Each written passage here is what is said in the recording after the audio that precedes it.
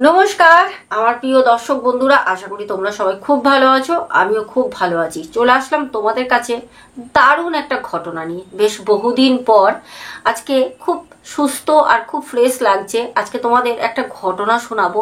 সবাইকে বলবো প্রত্যেক দিনের মতো একটা করে তাড়াতাড়ি লাইক করে দাও। আমি জানি তোমরা অলরেডি লাইক করে দিয়েছো, তবুও বলে দিলাম একটা করে লাইক করে দাও। যারা এখনো পর্যন্ত ভালোবেসে চ্যানেলটাকে সাবস্ক্রাইব করোনি তাড়াতাড়ি করে নাও। আজকের ঘটনাটা কিন্তু 18+। হ্যাঁ, যারা 18 বছরের নিচে আছো তারা কিন্তু আজকের ঘটনা একদম শুনবে না, স্কিপ করে যাবে। যারা 18 বছরের ঊর্ধ্বে আছো তারাই আজকের ঘটনাটা শোনো। আজকের ঘটনার মধ্যে এমন কিছু কথা আলোচনা করা আছে যার কারণে কিন্তু আমি আজকে বলছি যে ঘটনাটা 18+। তাহলে চলো বেশি কথা বাড়াবো না, সোজা যাব ঘটনায়। আজকের ঘটনাটা আমাদের মধ্য কলকাতা থেকে আসে একটা আবাসনকে কেন্দ্র করে।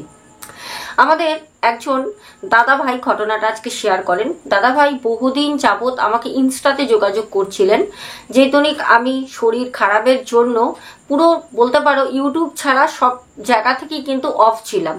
তো বিগত কয়েকদিন ধরে যোগাযোগ করার পর আমি দাদা ভাইয়ের ঘটনাটা আমার কাছে আসে। দাদা ভাই এমনকি আমাকে মেলও করেন। যাই হোক, আজকে ঘটনাটা বলি। দাদা ভাই বলেন আমার নামটা এখানে হাইড রাখবেন, আমার নামটা আজকে প্রকাশ করবেন না।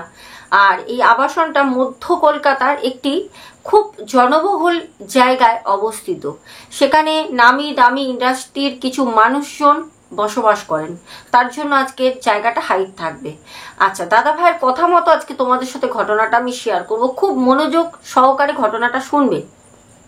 আমাকে দাদা ভাই বলেন আমার মধ্য কলকাতার একটি 3 তলায় আমার একটি ছোট্ট ফ্ল্যাট আছে, যেখানে আমি একা বসবাস করি। আমার মা বাবা থাকেন অন্যত্র, আমি এখানে থাকি। এখানে আমি কিছু কাজকর্ম করি কলকাতায়, যে কাজ এখানে আমি প্রকাশ্যে আনবো না। দাদা ভাইয়ের কথা মতো দাদা ভাই কিন্তু এখনো আনম্যারিড। দাদা ভাই বিয়ে করেননি। দাদা ভাইয়ের বয়স হচ্ছে 46+। দাদা ভাই বলেছেন যে ভবিষ্যতে বিয়ে করার মতো মন মানসিকতা আমার নেই। আমি এক প্রকার ভেবেই নিয়েছি যে বিয়ে করব না। বিয়ে না করেও তো বাঁচা যায়। আমার মা আছে, বাবা আছে, বোন আছে, আমার ছোট একটা পোষ্য আছে বাড়িতে। আমি তাদেরকে সবসময় খুব মিস করি, কিন্তু আমাকে কাজের সূত্রে কলকাতাতে থাকতে হয়। মাসে একবার আমি বাড়ি যাই। এবার দাদা ভাই এখানে কিন্তু চ্যাপ্টার ক্লোজ করলাম। এবার দাদা ভাই ঘটনা যেটা বলেন সেটা আজকে শুনবো। ঘটনাটা কিন্তু বেশ লোমহর্ষক আর দারুণ কিন্তু ভয়ের ঘটনা। ঘটনাটা একদম বাস্তব। দাদা ভাই এমনকি বলেছেন, ম্যাডাম যদি আপনার কোনো রকম ভাবে মনে হয় যে এই ঘটনাটা যেটা আজকে শেয়ার করতে চলেছেন যে ফেক বা বানানো, আপনি আপনার সব পরিবারে এখানে এসে এক রাত যদি আমার বিল্ডিং এ থাকেন, আপনি একদম পরিষ্কারভাবে ক্লিয়ার হয়ে যাবেন যে আমি যে ঘটনাটা আজকে বলছি আদৌ কতটা বাস্তব এই ঘটনাটা। ঘটনাটা দাদা ভাই বলেন আমি 2013 সালে ফ্ল্যাটটা কিনি। বাড়ির অনুমতি ছিল না যে কলকাতায় আমি স্থায়ীভাবে বসবাস করি। আমার বাড়ির লোক জানে আমি কি কাজ করি। সেই কাজটা খুব উচ্চ একটা পদের কাজ, এরকম কোনো কাজ না যে আমি লোক সমাজে বলতে পারবো না। কিন্তু আমি বলবো না এই কারণে, যেহেতু আমি যে ঘটনাটা বলছি ঘটনাটার সাথে এই কাজটা জড়িত আছে। যদি আমি বলি তাহলে আমার কাজের দিক থেকে অসুবিধা হতে পারে। আমাদের দাদাভাই জানিয়েছেন যে আমার বাড়ির লোক 2013-তে আমাকে অনেক করে বারণ করেছিলেন যে তুমি ওখানে একটা ফ্ল্যাট ভাড়া করো, রেন্টে নাও, থাকো, কিন্তু নিজের কিনো না। কিন্তু আমি ভাবলাম যে না, কলকাতার মতো জায়গায় যদি আমার একটা নিজের বাড়ি থাকে তাতে দোষ কি আছে। তো সেটা মনে করি আমি কিন্তু একটা ফ্ল্যাট কিনে নিই। এবার ঘটনায় আসি। ঘটনাটা হচ্ছে আমি ঠিক 2013-তে ঢুকি ফ্ল্যাটে। 2017-র মধ্যে মোটামুটি ওই আমার ফ্ল্যাট আর তার আশেপাশে যেগুলো আছে বাড়ি ঘর, ফ্ল্যাট, দোকান, মার্কেট, সবার সাথে বেশ ভালো মুখ চেনা হয়ে যায়। আমার এক কথায় মানে যাকে তাকে আমি যদি গিয়ে বলি ভাই 500টা টাকা দে তো দিয়ে দেবে, এরকম একটা পরিচিতি হয়ে যায়। আমি ওখানে একদম বাসিন্দার হয়ে উঠি অতদিনে। 2017-য় আমার সাথে একটা ঘটনা ঘটে। ঘটনাটা হচ্ছে আমার যে ফ্ল্যাটটা রয়েছে মানে আবাসন, ঠিক আবাসনটার সামনেই রয়েছে একটা মাঠ। মাঠের সাইডে রয়েছে কালো মেন রোডটা কভার করলেই রয়েছে আর একটা বিশাল বড় ফ্ল্যাট। সেটা তখন হচ্ছিল। এবার আমার তো ফ্ল্যাটটা তখন পুরো কমপ্লিট, আমি বসবাস করছি, সাথে আমার সাথে অনেকেই রয়েছে, 1 তলায় 2 তলায় 3 তলায় 4 তলায় লোক। কিন্তু ওই যে সামনে একদম মানে আমার যে ফ্ল্যাট, পাশেই রাস্তা, তার পাশে যে সামনে ফ্ল্যাট, মানে পাশাপাশি রাস্তার এপাশ ওপাশ, ওই ফ্ল্যাটটা তখন তৈরি হচ্ছে। আস্তে আস্তে চোখের সামনে দেখলাম ইট গাঁটতে 5 তলা একটা ফ্ল্যাট দাঁড়িয়ে গেল। ওখানে দেখলাম 8-9টা রুম, বেশ মোটামুটি খুব তাড়াতাড়ি লোকজন ঢুকে গেল।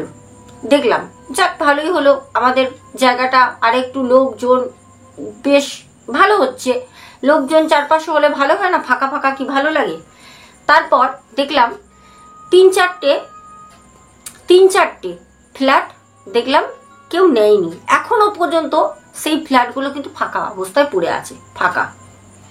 দাদাভাই জানান ঠিক 2017-য় ওই ফ্ল্যাটে, ঠিক আমার 3 তলায় যেই পজিশনে আমার ফ্ল্যাটটা, ঠিক সেম টু সেম সামনের, একদম সামনের ফ্ল্যাটে একজন ভাড়া আসে কি কেনে জানি না, একটি ছেলে আসে। তো আমি ভাবলাম কি রে বাবা, আমি আমার এই ফ্ল্যাটে একা থাকি, ওই সেম আমার সমান যে ফ্ল্যাটটা রাস্তার ওপারে যাকে নিয়ে এতক্ষণ কথা হচ্ছে, ওখানেও সেই ছেলেটা একাই থাকে কি জানি। তো ছেলেটাকে আমি একা দেখতাম, ছেলেটাকে বাড়িতে কাউকে দেখতে পেতাম না। যতটা কাজের থেকে আমি ফাঁকা মুহূর্তে থাকতাম, ততক্ষণ আমার ওই ফ্ল্যাটের যে ব্যালকনিটা থাকতো, ব্যালকনিটা বেশ পরিপাটি করে সুন্দর করে গোছানো, ওইখানে আমি বসে থাকতাম। আর বসে বসে রাস্তা দেখতাম, সামনে যে ফাঁকা মাঠ বললাম, সেই মাঠে অনেকে খেলা করতো, মাঠে গরমের সময় বসে থাকতো, শীতের সময় দুপুরবেলা ঘোরা। যখনই আমি থাকতাম আমার ফ্ল্যাটের মধ্যে, আমি বাইরের দৃশ্য দেখতাম, আমার খুব ভালো লাগে প্রকৃতিকে দেখতে। দাদাভাই জানান এরকমই দেখতে দেখতে ওই ছেলেটির সাথে আমার অনেকবার চোখে চোখ পড়তো। ছেলেটিও আমারই মতো, ঠিক ওর বাড়ির যে মানে ওর যে ফ্ল্যাট, ওই ব্যালকনিতেও বসে থাকতো, আর আমি আমার ব্যালকনিতে। আমি ওকে দেখতাম, ও আমাকে দেখতো, এরকম চলতে থাকে। তারপর আস্তে আস্তে দেখতাম একদিন হঠাৎ করে দেখি ওর ব্যালকনিতে 2টো মেয়ে দাঁড়িয়ে রয়েছে। আমি ভাবলাম বাহ, আজকে দেখলাম 2টো মেয়ে, তার মানে মনে হয় ছেলেটা একা থাকে না, ছেলেটার পরিবারও আছে। মানে মানুষের একটা কৌতূহল হয় না, যেহেতু আমি একা থাকি, আমি ভাবি বোধহয় ও আমার মতো একা। তারপর দেখছি না, 2টো মেয়ে দাঁড়িয়ে রয়েছে। কিছুদিন পর পাড়ায় আসতে যেতে, বাজার দোকান করতে শুনতে পারলাম ওই ঘরটার মধ্যে মধুচক্র হয় ফ্ল্যাটটার মধ্যে। এবার কি, ফ্ল্যাটের মধ্যে তো অ্যাকচুয়ালিও এইসব চলে না, কিন্তু বড় বড় হাই সোসাইটিতে না কেউ কারোর খোঁজ রাখে না, তোমার ঘরে কে আসছে, কে যাচ্ছে, কটায় তুমি ঢুকলে, কটায় তুমি বেরোলে, কারণ ওর পার্সোনাল, ওটা কে না। এবার ঘটনাটা ঘটলো যখন পাড়ায় লোকের মুখে মুখে এই জিনিসটা চর্চিত হচ্ছে, যে তখন একটা কৌতূহল অটোমেটিক্যালি আমার বেড়ে গেল যে না, দেখতে হবে জিনিসটা আদেও পাড়ায় যেটা রটছে সেটা কি সত্যি। এরকম চলতে থাকে। আমিও কাজে কর্মের মধ্যে সারাদিন থাকি, আমারও তো ওরকম সময় হয় না যে সারাদিন দূরবীন লাগিয়ে বসে থাকবো। এরকম করতে করতে করতে করতে মাঝখানে আমার অফিস থেকে আমাকে পাঠিয়ে দেয় 4 দিনের জন্য বাইরে। আমি বাইরে চলে যাই। 4 দিন পর আমি যখন ব্যাক করে আসি, আসতেই পাড়ায় একদম ফ্ল্যাটের নিচেই দাঁড়িয়ে রয়েছি। ফ্ল্যাটে তখন আমি উঠিও নি, নিচে দাঁড়িয়ে সবে মাত্র চা মুখে দেব, হঠাৎ করে পাশ থেকে একজন এসে চায়ের দোকানের ছেলেটাকে বলছে, কিরে এই ফ্ল্যাটে জানিস তো, যেই ফ্ল্যাটটার কথা বলছি ওই ফ্ল্যাটের দিকে হাত দেখিয়ে বলছে, জানিস এই ফ্ল্যাটে কালকে 2টো মেয়ে মার্ডার হয়ে গেছে, শুনেছিস তো? কি ব্যাপার বলতো ভাই কেসটা? যেটা হয় সব পাড়াতেই হয়, কিছু হলেই প্রথম হচ্ছে টার্গেট চায়ের দোকান, কারণ চায়ের দোকানে সব খবর থাকে। আমিও হঠাৎ করে চা খেতে খেতে শুনছি খুব মনোযোগ সহকারে যে কি ব্যাপার, এই ফ্ল্যাটে শুনছিলাম মধুচক্র হচ্ছে, এখানে মারা গেছে, মানে নিশ্চয়ই কোনো একটা খাবলা কেস। আমিও তাদের সাথে যোগদান করলাম। পিঠের ব্যাগটা দোকানের ভিতর রেখে দিয়ে আটু পাটু করে চেয়ার নিয়ে বসে সবার সাথে গল্প শুরু করলাম। একা মানুষ কি আছে, একটা সময় তো ফ্ল্যাটে উঠবই, আমার ফ্ল্যাটের নিচেই আমি আছি দোকানে। তো তাদের সাথে কথা বলছি, জানতে পারলাম যে ফ্ল্যাটের মধ্যে মধুচক্র চলতো। রাতের বেলা নাকি এরকম কোনো কারণে কিছু একটা টাকা পয়সা নিয়ে পাটি পাটি গন্ডগোল হয়েছে, যার কারণে দুটো মেয়েকে গুলি করে দিয়েছে। এবার শোনার পর আমি না সব বিষয়টা শুনলাম, অনেক রকম কথাবার্তা, চলে গেলাম চুপচাপ নিজের ফ্ল্যাটে। দেখলাম রাত 11টা বাজে।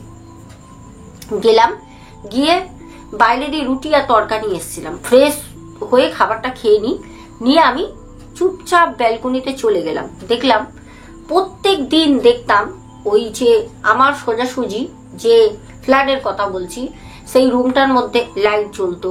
অনেক দেখেছি, অনেক সময় মেয়েরা ভিতরে নাচ করছে, দুটো তিনটে মেয়ে, অনেক ছেলেকেও দেখেছি, উলমাদ টাইপের অনেক কিছু আমি সমান সমান তো দেখতে পারতাম। তাদের পর্দা খোলা থাকতো, কোনো সময় উইন্ডোর যে কাঁচটা সেটা ওপেনই থাকতো, দেখতাম আমি বসে। আমি দেখতাম, তারাও আমাকে দেখতো, কিন্তু তাদের সেই নিয়ে কোনো ভুরুক্ষেপ ছিল না যে কে কোথা দিয়ে দেখছে। এবার সেদিনকে দেখলাম পুরো অন্ধকার, তখন প্রায় 11:30 পৌনে 12টা বাজে, পুরো অন্ধকার। তা বুঝতেই পারলাম যে পুলিশ কেস হয়েছে, ছেলেটাকে নাকি পুলিশে ধরে নিয়ে গেছে, মেয়ে দুটো মার্ডার হয়েছে, এরকম একটা বাজে খুব বিচ্ছিরি ব্যাপার পাড়ায়। যাই হোক, কিছুক্ষণ বসে ওখানে আমি গান শুনলাম। আমি গান শুনি, গান শুনতে খুব ভালো লাগে। গান শোনার পর শুতে চলে যাই। প্রায় তখন 12টা বেজে গেছে। শুয়ে আছি তো প্রচন্ড গরম লাগছে, এসিটাও আমার সেদিন কাজ করছে না, জানি না কেন। 4 দিন আগে এসিটা ভালোই ছিল, 4 দিন পর ফিরে আসলাম বাইরে দিয়ে একটু ভালো করে রিল্যাক্স করব, কিন্তু এসিটা কাজ করছে না। আমি শুয়ে পড়লাম। ঘুম হচ্ছে না দেখে আমি আমার সেই ব্যালকনির যে উইন্ডোটা থাকে, সেই উইন্ডোর যে কাঁচটা, কাছের একটা দরজা করা, সেটাকে আমি খুলে দিলাম যে হাওয়া বাতাসটা ঢুকুক। দিয়ে আমি শুয়ে আছি। আমার একটা সময় খুব ভালো করে মনে পড়ছে যে ঘুমটা পায়, চোখটা লেগে যায়, কারণ 4 দিন পর বাড়ি ফিরছি, বাড়ির বিছানা বালিশ পেয়েছি, সেই বাড়ির সুগন্ধি একটা, বাড়ির এনভায়রনমেন্ট, আমি শুয়ে পড়ি, ঘুমিয়েও পড়ি। হঠাৎ করে ঠিক রাত যখন 2টো বাজে, আমি লক্ষ্য করছি অনেকক্ষণ ধরে চোখ কিন্তু আমার বন্ধ, কিন্তু আমার ফ্ল্যাটের মধ্যেই আমার বেডরুমে আমি যেখানে শুয়ে আছি ঠিক তার পাশে পায়ের নুপুর পরে কেউ যেন ছুমছুম করে হাঁটছে। আমি ভাবলাম কি হলো, আমার রুমের মধ্যে পায়ের নুপুরের শব্দ, মেয়ে ছেলে কোথা থেকে আসলো। তারপর আমি অনেকক্ষণ ওই পায়ের নুপুরটা শব্দ শোনার চেষ্টা করি। যতবার চেষ্টা করি শোনার, ততবারই ওই পায়ের নুপুরের শব্দটা আওয়াজ বন্ধ হয়ে যায়। যখনই আমি আবার ভাবি না আমার মনের ভুল, শুয়ে পড়ার চেষ্টা করছি, ঘুমাবো, তখনই আবারও সেই পায়ের নুপুরের ছুমছুম ছুমছুম শব্দটা শুনতে পাচ্ছি। এরকম করে প্রায় আমি অনেকটা সময় একবার ঘুমানোর চেষ্টা করছি, একবার পায়ের নুপুরের শব্দ শোনার চেষ্টা করছি। এরকম করতে করতে অনেকটা সময় যাওয়ার পর আর অনবরত ঘাম হচ্ছে, প্রচন্ড গরম লাগছে। উঠে বসলাম। উঠে বসার পর আমি কি করব, চারপাশে দেখছি না, আমার যেরকম বেডরুম সেরকমই বেডরুম রয়েছে, বেডরুমে তো সেরকম কোনো রকম অন্য কিছু তো আমি লক্ষ্য করছি না। আবারও আমি শুয়ে পড়ি, ঘামটা জাস্ট মুছলাম, মুছে শুয়ে পড়েছি। ঠিক 7 থেকে 8 মিনিট, 10 মিনিট বললেও বেশি হবে, 7 থেকে 8 মিনিট পর আমার ওই যে ফ্ল্যাট, যে বেডরুম, পুরো না ঠান্ডা হয়ে গেল। মনে হচ্ছে এসি হাই করা আছে, একদম ঠান্ডা পরিবেশ, বেশ শীত করছে। আমি তখন ভাবলাম যে এত ঠান্ডা লাগছে কেন, একটু আগে গরম লাগছিল, বুক ঠুক সব ঘেমে গেছিল, ঘাম মুছলাম টাওয়াল দিয়ে উঠে, এত ঠান্ডা লাগছে কেন। হঠাৎ করে আমার শরীরের মধ্যে একটা যৌন মিলনের একটা কি বলবো অসুবিধা, মানে কি বলবো, শুরু হলো হঠাৎ করে। এরকম তো হওয়ার কোনো প্রশ্নই ওঠে না, এরকম তো হবেও না, কারণ প্রতি কটা মানুষের মধ্যে সেই জিনিসটা অবশ্যই ভগবানের দান থাকবেই, কিন্তু হট করে এরকম হবে। একটা মানুষ তো কিছু ফিল করবে, কিছু ভাববে মনে, তারপর তো সেই মানুষটার কোনো রকম কিছু একটা অস্বাভাবিক কিছু হবে। হঠাৎ করে ঠান্ডা লাগতে শুরু করলো, তারপর শরীরের মধ্যে ওরকম একটা চাহিদা। আমি তখন উঠে তড়িঘড়ি করে উঠে বসলাম, না লক্ষণ তো ভালো না। উঠে আমি সোজা বাথরুমে গেলাম। ওই ঠান্ডা লাগার মধ্যেই আমি বাথরুমে ভালো করে গা ধুলাম। ধুয়ে আমি এসে সোজা কথা, আমার ছোট্ট একটা বেডরুমের মধ্যেই কোণে একটা ঠাকুর আসন আছে, আমি ঠাকুরের আসনের সামনে বসে পড়লাম। বসে আমি ধূপ ধরালাম একটা, ধরিয়ে আমি ওখানে গায়ত্রী মন্ত্র জপ করছি। এই যে গায়ত্রী মন্ত্র জপ করছি, এতক্ষণও আমার মনের ভুল, মনের ধারণা, অনেক কিছু ভাবছিলাম যে আমি কি শুনছি, কি হচ্ছে। যখন আমি ফ্রেশ হয়ে এসে গায়ত্রী মন্ত্র জপ করছি, তখন শুরু হলো আমার ঘরে ভূতের উপদ্রব, যেটা আমি ধারণাও করিনি যে আমার সাথে এরম এরম হতে পারে। সেটা হচ্ছে, প্রথম যখন আমি ধূপটা ধরালাম, তখন রাত আনুমানিক 3টের কাছাকাছি। ধূপটা ধরিয়ে ঠাকুরের আসনের সামনে রাখি, রেখে আমি বাবু হয়ে পরিপাটি হয়ে বসি। হঠাৎ করে আমার ঠিক যেখানে আমি শুয়েছিলাম, আমার মানে বেডটা রয়েছে, বেডের পাশে আমার না চশমাটা রাখা থাকে, একটা ছোট্ট ওয়ার্ড্রপ আছে, ওইখানটা আমার চশমা থাকে। চশমাটা হঠাৎ দেখলাম কেউ যেন ছিটকে ফেলে দিল, মানে ছুঁড়ে ফেলে দেওয়া, মানে হয় না আমরা জাস্ট ধরলাম আর ছুঁড়ে ফেলে দিলাম, ছুঁড়ে ফেললো ঠিক আমার ঠাকুরের আসনের পাশে এসে দেয়ালে লাগলো। যেই দেয়ালের মধ্যে লাগলো আমার চশমাটা, আমি দেখলাম চশমার যে ফ্রেমটা দুটো টুকরো হয়ে গেল, আমি চোখের সামনে দেখছি। আমি কিন্তু ঘুরে তখন দেখিনি আমার বেডরুমের ওখানে কেউ আছে কিনা, বা ওখান থেকে চশমাটা পড়লো কি করে। এটা তো পড়ে যাবে না, কেউ ফেলে দিল। কারণ আমার বেডরুম হচ্ছে আমার পেছনে পিঠের দিকে একদম সোজাসুজি, মানে আমার বেডটা যেখানে আছে, আমি বসেছি হচ্ছে যেখানে আমি শুলে আমার পায়ের ধার, ওই কোণে হচ্ছে আমার ঠাকুরের আসন, আমি বসে আছি। ওখান থেকে ছুঁড়ে না ফেললে কখনো সেটা উড়ে আসবে না, তার হাত পা হয়নি আমার চশমার। গেল। আমি ওটা দেখার পরেও প্রচন্ড ভয় লাগে, তবুও আমি পেছন ঘুরে দেখছি না যে আমার বেডের ওখানে কি হচ্ছে। আমি ঠাকুরের সামনে বসে গায়ত্রী মন্ত্র জপ করছি। আমার রীতিমতো বেডের ওপরে মনে হচ্ছে কেউ দাপড়াচ্ছে। হ্যাঁ, একজন না, মনে হচ্ছে দুজনে কেউ দাপড়াচ্ছে, মানে বেডটাকে ভেঙে দেওয়ার রীতিমতো চেষ্টা করছে। দুম দাম করে বেডটার মধ্যে যদি ভারী ভারী দুজন যদি বেডের উপর কেউ লাফায়, তাহলে পারে যেরকম একটা কাঠের খাট যেরকম আওয়াজ হতে পারে, ঠিক সেরকমই কাঠের খাটের মধ্যে ধামসা ধামসির একটা শব্দ হচ্ছে। আমি শুনছি কিন্তু আমি ঘুরে তাকাতে পারছি না, কারণ আমি ঘুরে তাকানোর মতো আমার সেই সাহস বুকে নেই। আমি এতটাই ভয় পাচ্ছি, কারণ আমি বুঝতে পারছি না যে আমার সাথে হচ্ছে এটা কি, আর এটা কেনই বা হচ্ছে। যাকে আমি গায়ত্রী মন্ত্র এক মনে জপ করে যাচ্ছি।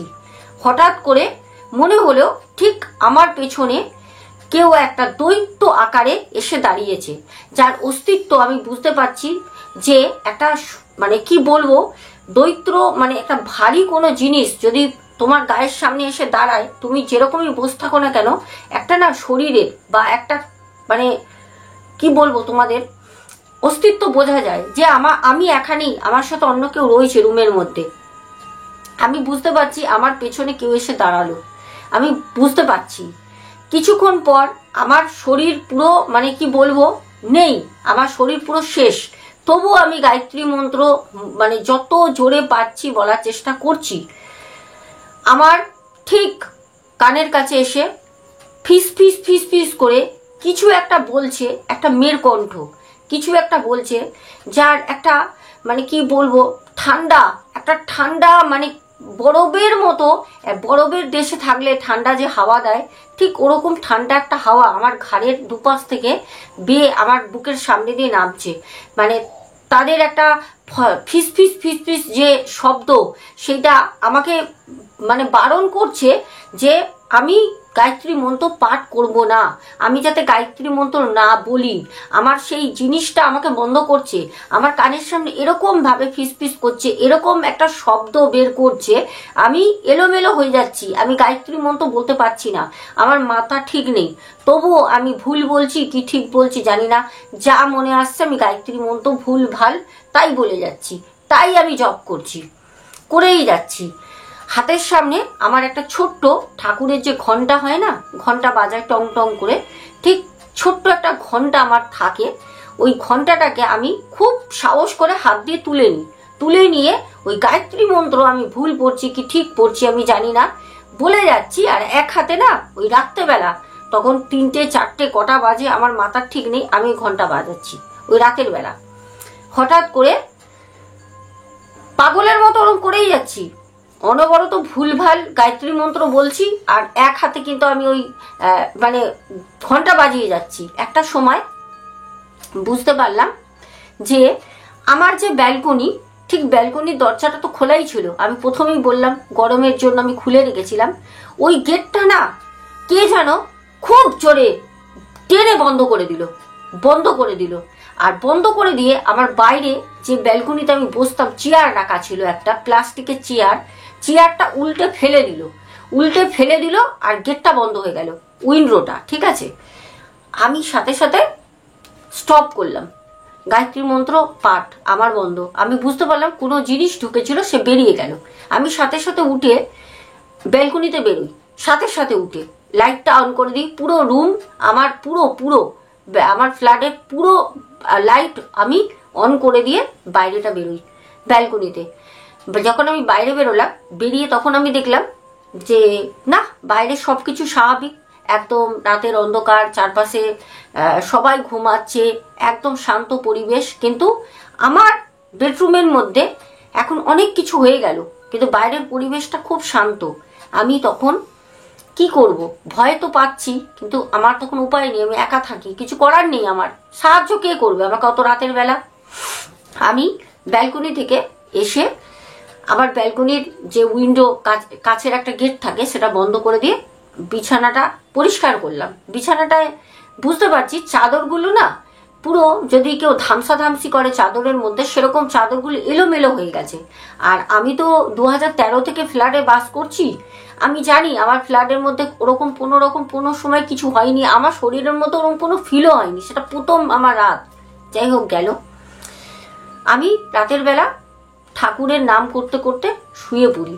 কিছুক্ষণ পরেই দেখলাম ভোর হয়ে গেছে, কারণ আমি বুঝতে পেরেছি যে অনেকটা সময় ধরে আমার সাথে এই জিনিসটা ঘটেছে। আমি সকালবেলা মাথা যন্ত্রণা নিয়ে নিচে আসলাম চা খেতে। এসে চায়ের দোকানের ছেলেটাকে আমি রাতের কথাটা সব বললাম, যে জানিস তো ভাই, কালকে রাতে আমার সাথে একটা কাণ্ড ঘটেছে। তখন বলল কি হয়েছে দাদা? আমি বললাম, তখন বলছে তাই নাকি, এ বাবা, তাহলে তোমার ঘরটা মনে হয় খারাপ হয়ে গেছে, তুমি 4 দিন ছিলে না, তোমার ঘরে মনে হয় কোনো খারাপ জিনিসের বাস করেছে। কারণ এরকম হয় না, একটা বাসস্থান জায়গা বসবাস করতে করতে হট করে অনেকদিন পড়ে থাকলে হয়। আমি বললাম না রে ভাই, 4 দিনের মধ্যে কে এসে আমার ঘরে আমি না থাকে তারা থাকবে? তাহলে বলছিস আমি ছাড়াও অন্য কেউ সংসার করছে? যাই হোক, কথা হাসি মজাক করে উড়িয়ে দিলাম।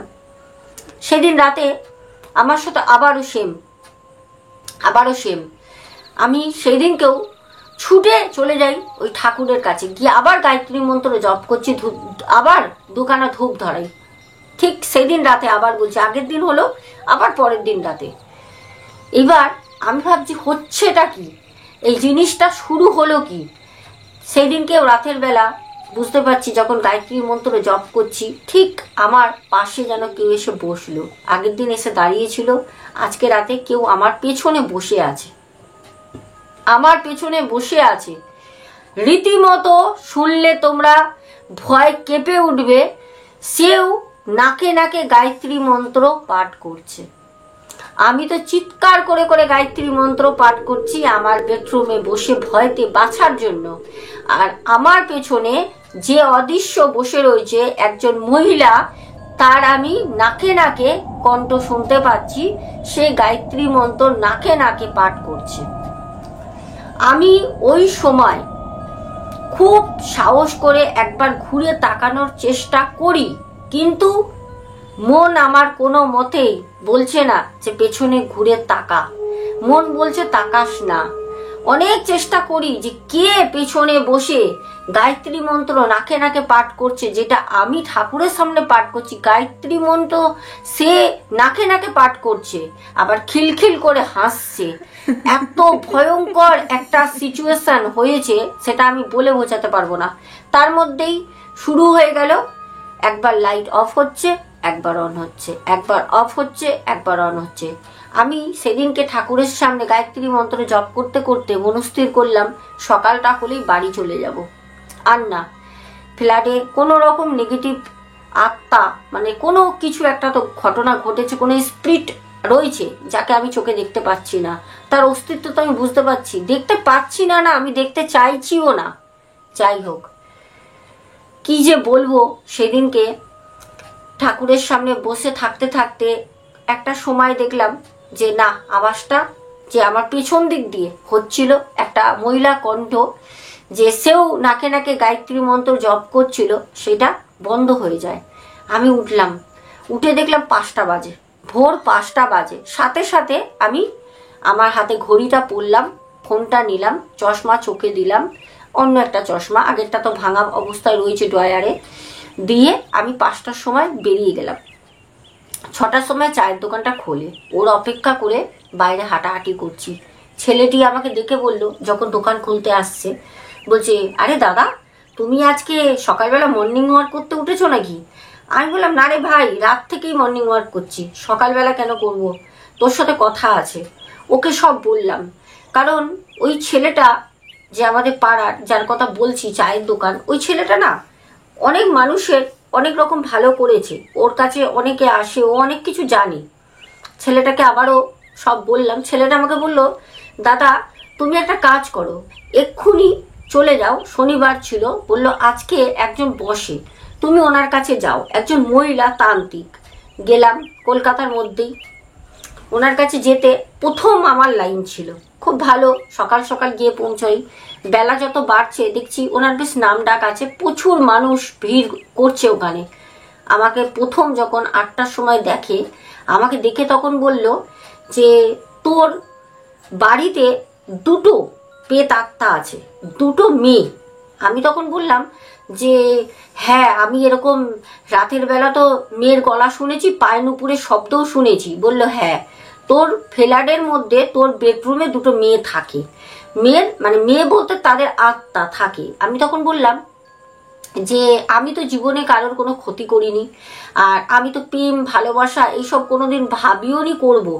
আর সত্যি কথা বলতে আমার মেয়েদের প্রতি ওরকম কোনো আসক্ত না যে বিয়ে করতেই হবে, বা কোনো ওরকম মেয়েদের ডেকে আমার সেই ভক্তিটা আসে না। তাহলে পরে আমার সাথে এটা কেন হচ্ছে? তখন আমাকে বলল যে আচ্ছা, মনে করে দেখ তো, তুই কোনো এরকম মেয়ে যাদেরকে তুই ফলো করতিস, সেই মেয়েগুলোও তোকে দেখতো, কোনো মেয়ের সাথে এরকম তোর চোখে চোখ হয়েছিল? আমি বললাম না, এরকম তো আমার কলেজ লাইফ, স্কুল লাইফ, কর্মক্ষেত্রে এরকম তো কোনো মেয়ের সাথে চোখে চোখ আমার হয়নি। তারপর ভাবলাম যে হ্যাঁ, ওই তো সামনে 2টো মেয়ে আসতো ফ্ল্যাটে, যারা তো গুলি খেয়ে মারা গেছে। তখন আমি বললাম বিষয়টা, বলছে হ্যাঁ, ওই মেয়ে 2টোই যখন সামনের ফ্ল্যাটে তোর মারা, মানে গুলি করে মারা হয় ওদের, ওরা অ্যাকচুয়ালিও যৌন ব্যবসায়ী ছিল, ওরা দেহ ব্যবসা করত। মেয়ে 2টো যখন মারা যায়, তাদের আত্মা ওই ফ্ল্যাট থেকে নাকি আমার ওখানে চলে এসছে। এটা কি করে হয়েছে আমি জানি না, কি কারণ। বলে তুই যখন 4 দিন পর আসিস, 4 দিন পর ওদের আত্মা নাকি ওই রুমের মধ্যেই ছিল, মানে যেখানে ওরা মারা গেছে গুলি খেয়ে, ওই রুমের মধ্যেই ছিল। তারপর যখন আমি আসি, রাতের বেলা বসেছিলাম ব্যালকনিতে, তারপরে ওই সব থেকে বড় আমার যেটা করা উচিত হয়নি, সেটা হচ্ছে আমি রাতের বেলা গরম লাগার জন্য আমার ওই মধ্যরাতে উঠে আমার ওই ব্যালকনির যে কাছের উইন্ডোটা আছে ওটা খুলে দিয়েছিলাম। আর ওই খোলা অবস্থা পেয়ে নাকি ওই মেয়ে 2টোর আত্মা অশরীরী আমার ঘরে প্রবেশ করে। যেহেতু আমি একা থাকি, একটা ছেলে, আর আমি জীবনে কোনো মহিলাকে স্পর্শ করিনি। ওরা তার জন্য আসে যাতে আমাকে ওরা মানে ওদের মতো করতে পারে। মানে আমি তো একদম, মানে কি বলবো, ভার্জিন। ওরা এই জন্য আসে যাতে আমাকে ওরা কোনো রকম ভাবে, ওই যে শরীরের মধ্যে বললাম যৌন একটা উত্তেজনা হচ্ছিল, হ্যাঁ, সেই জিনিসগুলো যাতে ওরা সেই জিনিসটা ফিল করতে পারে, তার জন্য ওরা আমাকে এরকম করে জ্বালাচ্ছিল। এইটাই আমাকে সেই মহিলা তান্ত্রিক বলে, আমাকে কবচ দেয়, মাদুলি দেয়, জল দেয়, বললো এইগুলো সারা বাড়িতে ছিটাবি, আর এই মাদুলি একটা কোমরে একটা হাতে রাখবি, ওরা তোকে স্পর্শ করতে পারবে না, আর জল ছিটালে ঘরে আসতে পারবে না। আমি ওনাকে বললাম কতদিন? বললো কর কর, 1 মাস কর, দেখ সব কেটে যাবে।